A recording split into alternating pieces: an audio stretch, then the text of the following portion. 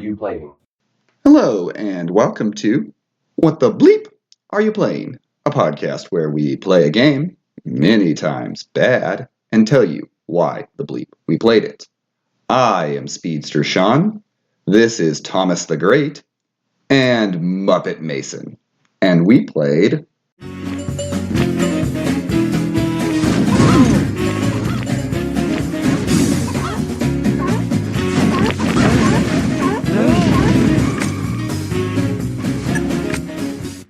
Muppet RaceMania. So how you guys doing? We did it, boys. It's a good Muppets game. Ladies and gentlemen, we got it. The universe is in balance now. And it just took us to find the game that had all the Muppets in it. Seriously. All of them that you could play. All the Muppets. I'm the only one who saw some of the Muppets in there and was like, who are you? There were a couple that I had to look up, but overall, but that was more like, what are you? Oh, you're Fraggle Rock. Mm-hmm. Got it. Look, the more the better, because at this point they're basically just skins in this game. So. Mm-hmm. Yeah. But we played Muppet RaceMania. Yep, we're back with another racing game. Surprise, surprise. This fucking season. But also one that follows along with a big franchise and makes during that time when a lot of franchises got racing games, the 2000s, early 2000s, late 90s, we got a big, it's not quite a kart racer, but it does kind of follow a lot of the kart racing mechanics with the Muppets. Yeah.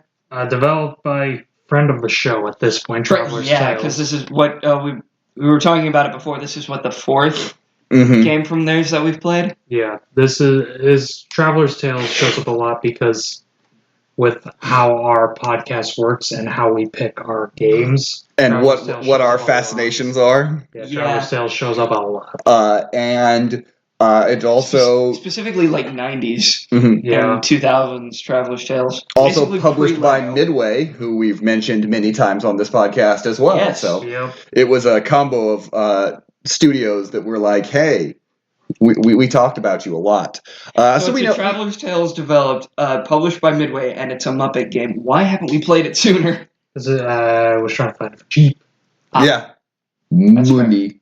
Yeah, that's fair. But yeah, so I guess a good way to start with this game is that it's fun. Like, just to say from the beginning, it's a fun party game that you sit down. It's very much, you can tell they take a lot from the N64 racing games like Mario Kart, Diddy Kong Racing, and the like.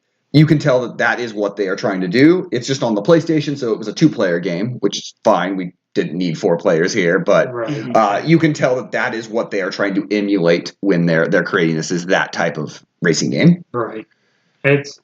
It's very similar to another Toy Story game that gave it the fuck away. It's similar to another racing game Traveler's Tales made, Toy Story Racer. Very similar controls, because they operate more like RC cars than actual carts. Mm-hmm. They do. And they look more like RC cars than... Yeah, so depending on which one came out first, I believe Toy Story came out first. It makes sense why they'd be so similar, but it also makes sense why it'd be good. So. Yeah. This came out 1 year before Toy Story Racer. Well, then never mind. Muppet RaceMania was 2000, the same year as Buzz Lightyear of Star Command, and in 2001, they made Toy Story Racer, Weakest Link, and Crash Bandicoot: The Wrath of Cortex. Wait. So, Traveler's Tale. Are those the only 2 racing games? No, they have one other racing game, I think, on their list, or 1 or 2 others. I believe so. I could be wrong. But immediately when we booted it up and we're playing this game, the first thought of the aesthetic feels very Crash Bandicoot, seeing as they were about to start doing Crash Bandicoot games left and right. They did 2 or 3 of them after this, that you kind of feel that aesthetic that Crash Bandicoot would have in it, in kind of the insanity, which makes sense. Crash Bandicoot in a lot of ways does have a Looney Tunes Muppet feel to the characters, so I can see why they would go to that style. But they really just were like, hey, what if we included tracks from every Muppet movie? What if we included all the Muppets? And you just got to have fun on racing around. Yeah, tracks from all the Muppet movies up to that point. They obviously didn't travel into the future. And it's like, yeah, let's grab ones from 2011 and Most Wanted. But That's for the re-release. Yeah, God willing. But yeah, this has a 4-track, and because 2 tracks are races, 1 track is battle, and 1 track is Stuntmaster, which is basically you platform with the car. So.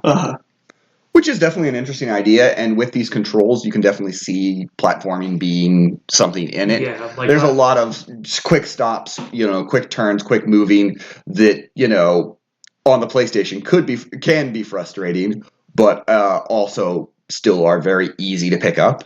Right. I kind of wonder what the rights situation was between getting everything from all those movies, because different studios. Because it couldn't have been easy. Probably not. Probably not. But Traveler's Tales is no stranger to doing things that have rights and are licensed, and I was going to say just big franchises. Jump a couple years forward where they would do Lego Dimensions. So. Mm-hmm. Yeah. So like they know how to navigate the sea of rights that are out there to get. Or look at what they're working on now with that damn Funko game. Mm-hmm. Oh yeah, that's right. I think it was just really refreshing to play a Muppet game that felt Muppety. Yeah. And obviously, not to, go back to trauma past, but, when we played the Game Boy Color game and it starts off very Muppety and then goes and is no Muppety at all. It goes downhill It's a shit game. It's as simple as that. It's very bad. If you want to listen to that episode, go ahead, but here's a summary. It's a shit game. And we were just very sad. This is not. The Muppets RaceMania is actually a really damn good Muppets game. Yeah, especially for that's I think the big thing for it. It is absolutely a really good Muppets game that it heavily leans into the Muppet charm, and I think that is how it overlooks some of its little flaws, is because if you're a fan of the Muppets, you're just going to be smiling too much while you're racing around while you hear Beaker going yeah.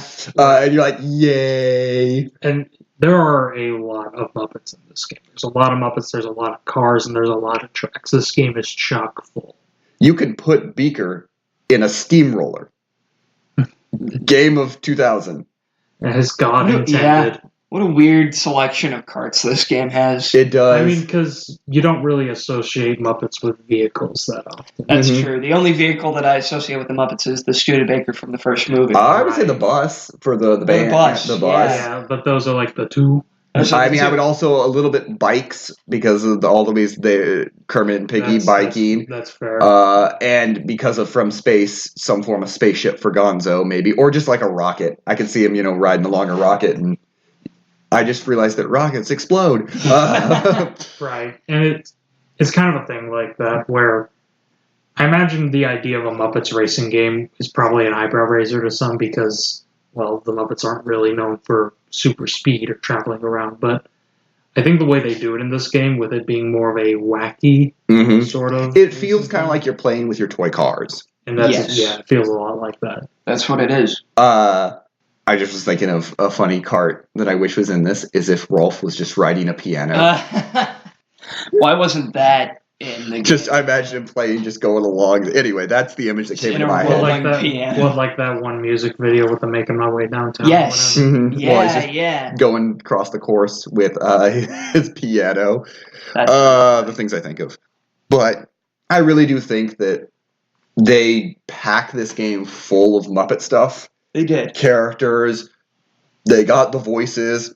Heck, this is one of the last times Frank Oz voiced Muppets. Mm-hmm. It feels like there was more Muppet love put into this than, again, not to bring up the last Muppet game we played, but there's a lot more Muppet. They were also basically the same year. That's the wild thing, is the two Muppet games basically were the same year. That's crazy. Both from yin, there is a yang. From both of them from two good studios. One just put their C team on it. Maybe their G team on it. They put their unpaid interns. Oh no! You just wanted me to go fetch the coffee. What do you mean you made a Muppet game? Meanwhile, this feels like Traveler's Tales actually cared. Mm-hmm. I don't want to say that because the Muppets probably. Jim Henson's Muppets probably was a deadline thing like develop that shit in 6 months or whatever and get it out. We talked about it on the other episode, the other time when we talked about it, but just a review on that quickly is because Grand Theft Auto was coming out that same year by that, that was their big focus. Meanwhile, this game is actually, like, it feels like there's a lot of love and passion for the Muppets in this game. I think while we were playing, Mason mentioned this, but it feels very much Diddy Kong Racing is probably the closest racing game that I feel like the way everything interacts and moves is probably closest. Especially because the tracks are not too linear. Like, there's a lot of twists and turns and shortcuts you can take and everything. So it does feel very Diddy Kong Racing to me. I can also kind of take a little bit to say it kind of feel, going back to Crash Bandicoot, little CTR, but only in the track design. CTR... The vehicle feels very different. If they had made more of the technical karts and kind of more leaned into the Mario Kart-ness of the racing, it would have been very CTR, because that's CTR is Mario Kart, but a little zanier and a little, with a little more variation on the tracks at the time. Which honestly, I do think that this kind of style fits the Muppets more than just a big dick racing game. Not that it's not that a racing game is a bad thing, but I don't think it really fits the Muppets in the same way that something like this. Really. Like, as hilarious as it would be, I don't need to see Kermit hitting drifts at 90 miles per hour. I can definitely see some CTR influence. The other game that it felt like to me, and I don't like comparing RaceMania to this game because it's a bad game, but at least with the way that the tracks were designed with like multiple branching pads that and combined with some of the draw distance issues, it's not as bad, but it's there. Did remind me of Sonic R a little bit, but not nearly as bad. No, I can see it. I mean, and again, Wait, and again, Sonic R. The thing about Sonic R is, it's not a good game. We probably will cover it at some point. It's not a. Watch you be the one who fucking picks it. Yeah, probably. But that'll be the thing, Mason. I feel like I'm being called out here. We'll highlight this clip, and then we'll be like, remember when Mason said, "Oh, we're gonna play this"? Hey, this is Mason's game. But the thing about Sonic R is, it's a good concept. It just has a lot of flaws with it. This has the same side. I think it's a great concept that actually overlooks the flaws that Sonic R couldn't necessarily always overlook them. And that could be because Sonic R was being developed for the Saturn, and at that point it was like, oh, fuck this. But RaceMania, again, developer PlayStation, arguably the biggest console of the 90s. Not arguably, it was. So it makes sense that Traveler's Tales would be full head on shoulders. Let's get this done. Let's get this done right.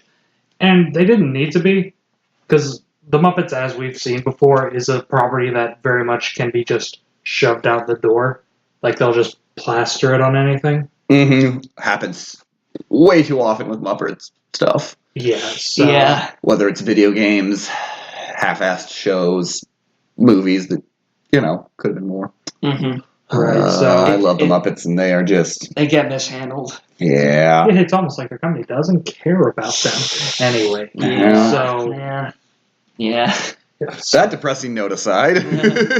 Anyway, on the topic not of realism, but of this game. This game it's as simple as that. We're repeating ourselves a lot this podcast, but it's just a fun-ass game. Yeah. They're really silly item selection. Like, you throw chickens. You throw chickens. You throw fish. A fucking bomb, yeah. And each racer has their own special move, which is cool. And I really liked that to get to the special move, you either got to choose to have a super boost or use your special move. Or if you needed to, you could use that boost throughout the little bits of the boost throughout the level or save it. There was a little bit of strategy added to it that I did really appreciate that is included in it. It's weird that the two racing games I've picked this season have a bit more strategy to them than the average racing game. Yeah, was not intentional. I was just thinking about it as you were saying it. I can only, off the top of my head, think of only two other kart racing games with special items. Yeah. Double Dash and Sonic and Sega. I mean Super Mario Kart, but it's for everyone except you. Yeah, I don't it's like, think that you counts. bitches. I don't think that counts. Yeah. But What do you mean Donkey Kong always has bananas? Why does he always have bananas? Oh, sorry, Donkey Kong Jr. Oh, because he's a monkey. I get it. Oh, what do you mean Bowser has That's fireballs? profiling. Bowser gets to throw fire. Why does Peach get these poison mushrooms? Why does Anyway. Mario just get to be invincible whenever he wants? I also absolutely love Super Mario Kart, so like me saying this, Yeah, that's it's like right. You're the one who's that's your favorite, isn't it? Yeah, you're the weirdo. You're the weirdo. Yeah. I'm the weirdo that was like, the Super Mario Kart's really fun. Like I like a lot of it. Oh, you should try 64. But the Super No. Mario Kart game's really fun. I really like it.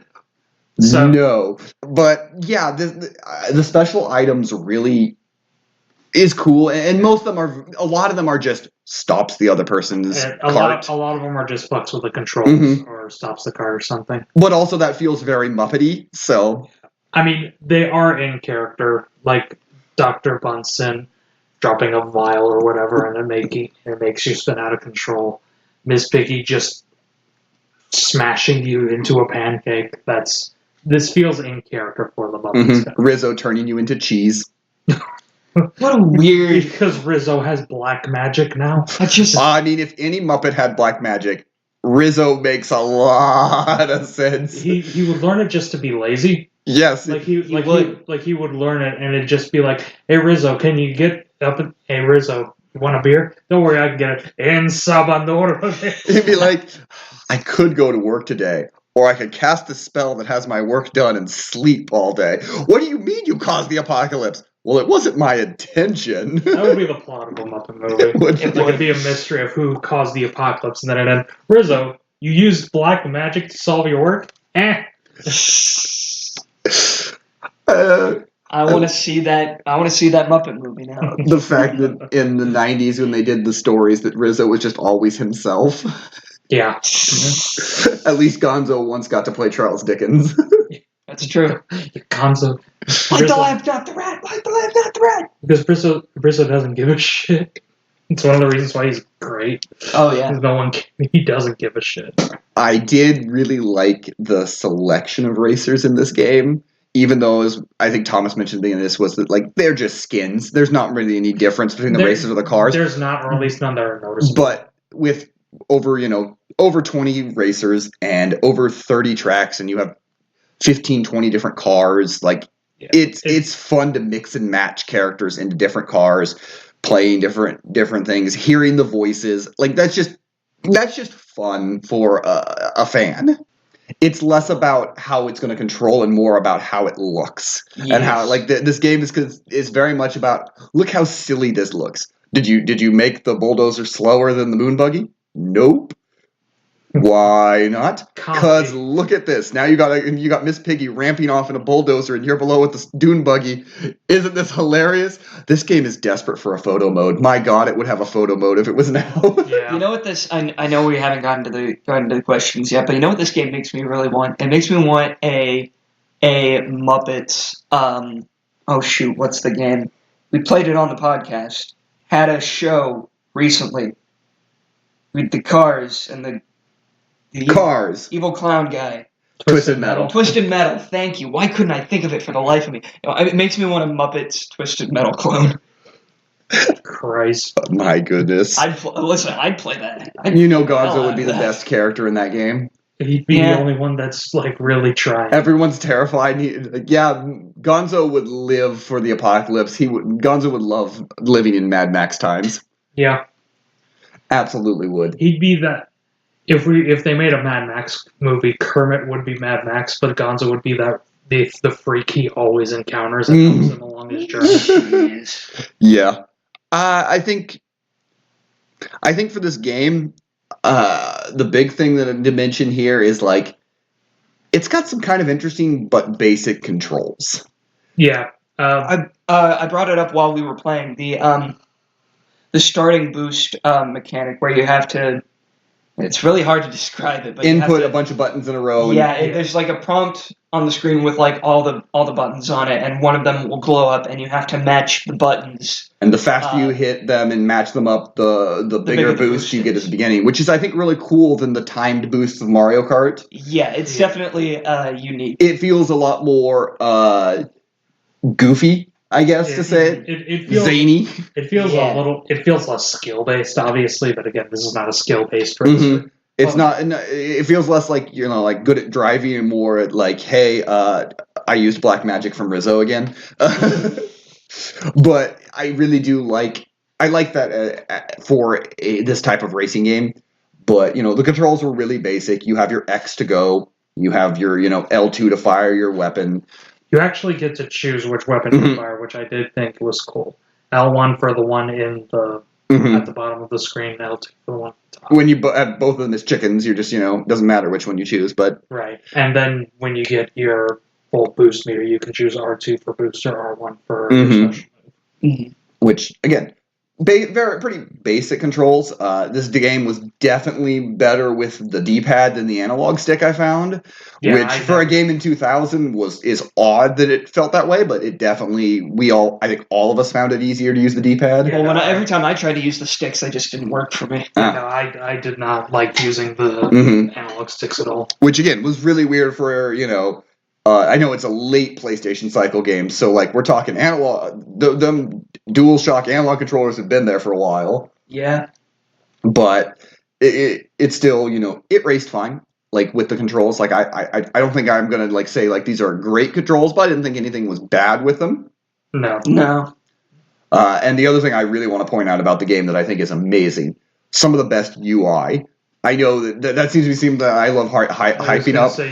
I do really like hyping up the UI. But it allowed you from the big screen to just go and change your course. Not go to another menu to it, just lead to a little thing that quickly go through and change the course without going back to the other through all the other menus. There was also something where if you let the demo play on the title screen, you like the look of that track, you press start, you can pick that track. Oh wow! Yep. So there's a lot of like little UI things that I think were great in it. The ability to go up and down to change your driver, and left and right to change your car, all on one menu instead of going to the next. It just little things that streamlined the experience and let you get to the race. I thought were really good. The other thing we didn't mention, because since all the tracks are based on the different movies, every time you pick one, it plays a clip from that movie. Yeah. Which is super charming. There's not a lot of times where it really fits, but at the same time, look, if I'm playing studio and then all of a sudden Doctor comes in from Muppets from Space, I ain't gonna complain because that's funny. There were a couple of like the lengths of the clips were all different and they were all kind of random. Like there was one, I swear it was only like 5 seconds long. Yeah, that was a Muppets Christmas Carol one. I said it as a joke. I'm dead certain it's because they couldn't get the rights to Michael Caine. Possibly.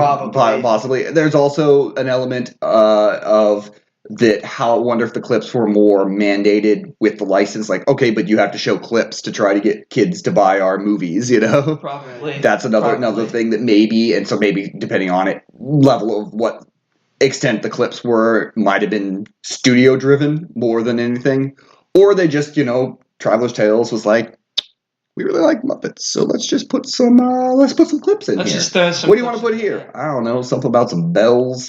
That'll work. I mean, the ones that really fit were like Happiness Hotel, starting with them getting dropped off at Happiness Hotel. Yeah. But yeah, if you're a fan of the Muppets and those movies, it's a charming like intro to each level. If you are sitting down and playing the same levels over and over again, like you do. It could get a little repetitive, but again, like it was definitely a cute little addition. I mean, you could probably skip them. You can absolutely skip them. And I do like when games include clips from source material. I mentioned that on I think it was the Monsters Inc. Scream Arena. I was like, I do enjoy when you just have clips from the movies and stuff like that. That is fun if you want to watch them. I especially love it when they're like on like the Nintendo DS or the Game Boy Advance, and you're like bit crunched version of them. So you like to suffer. Yeah. But I did like that, and I thought that was a good presentation thing. Yeah. This game is just good. It's just a super charming game. The phenomenal presentation. Because, again, it just oozes Muppets.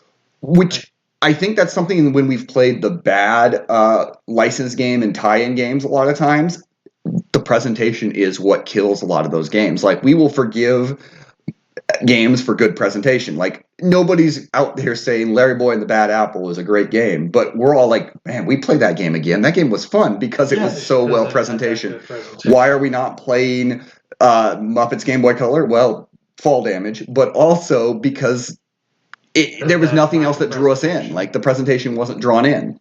And I think that is when a studio is taking in a license and using it, if they present that license at its highest ability and have infuse it with whatever that license charm or presentation is there, that works. And this game really gets that. Like the Muppets look as good as they're going to look on PS1. That is true. I mean, I love some of the looks. Like Beaker just looks horrified, which is perfect. Beaker always looks horrified, to be fair. Rolf looks like he's having flashbacks to the war, and again, that made that perfect. Going back to comparing this game with Larry Boy, the other thing that that I think draws us back to it is it's how true it is to the source material, and I think that is again a big thing with RaceMania is that the spirit of the Muppets is very much present in a way that the first Muppet game that we played wasn't. Absolutely.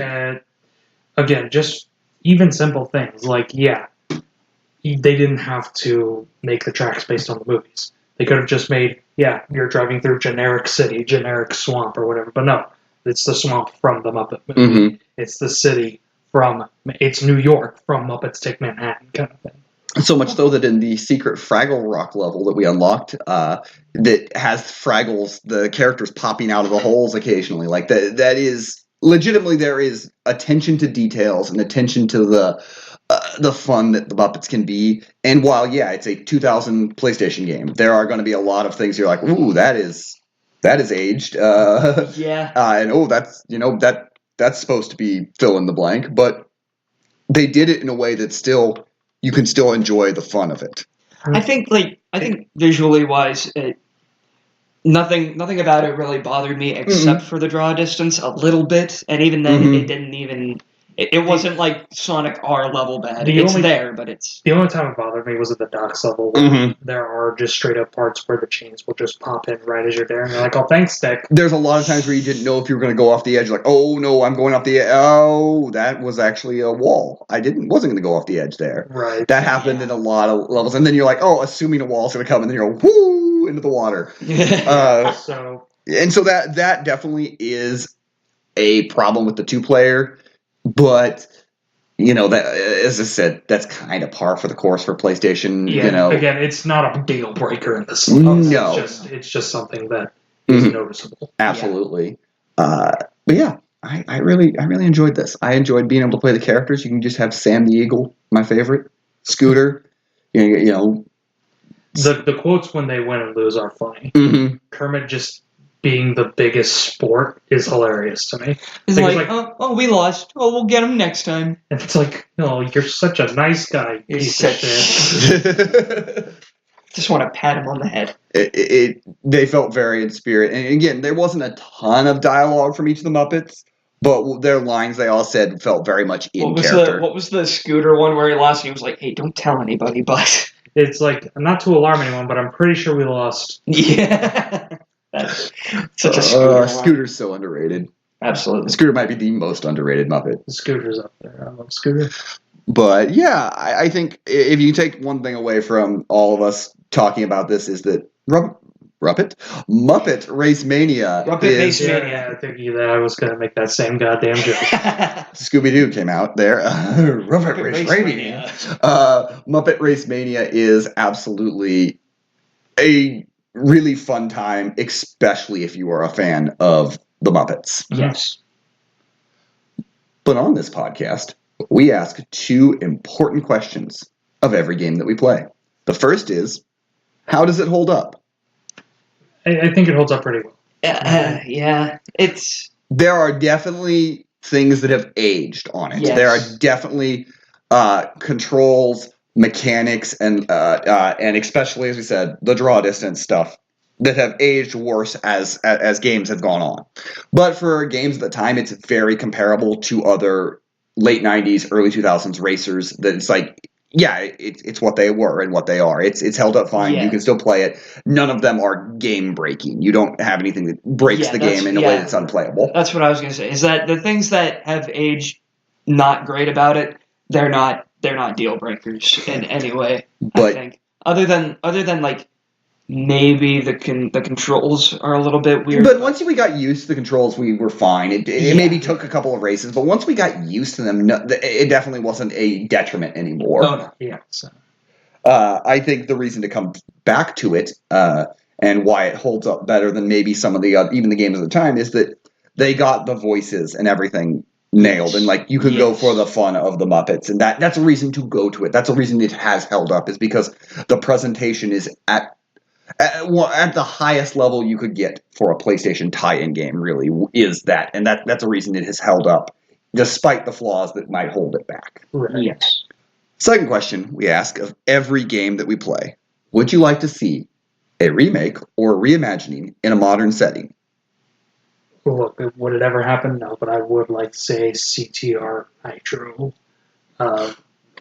refuel version of this game.